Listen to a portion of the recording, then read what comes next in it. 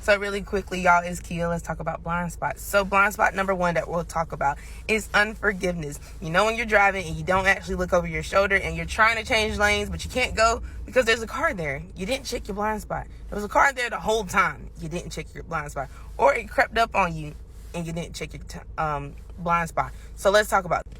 The blind spot I believe God highlighted to me today was unforgiveness. Matthew 6:15 actually tells us that you forgive others so that God can forgive you. So if you flip that around, it's actually saying that if we don't forgive others, God won't forgive us. And I'm going to say that this is a blind spot because you are trying to progress in life. You're trying to move forward in life. You're trying to receive the promise and the blessings, but you don't forgive other people. You have unforgiveness in your heart. There's people that you're still mad at and holding grudges against, and you have yet to forgive them for what it is that they did that hurt you so bad. This is your blind spot. So I will encourage you all today that if you think you have unforgiveness, and if you don't think you have any unforgiveness in your heart, I will encourage you to search it anyway, because that might be pride instead.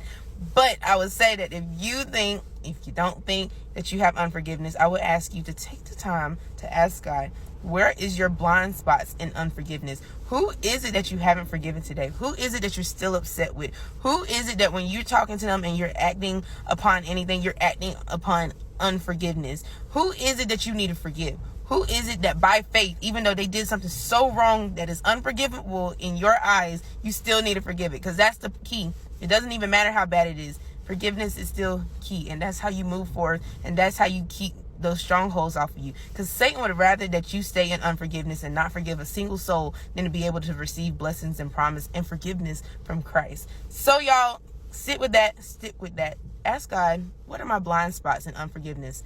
Who haven't I forgiven yet? Peace and joy.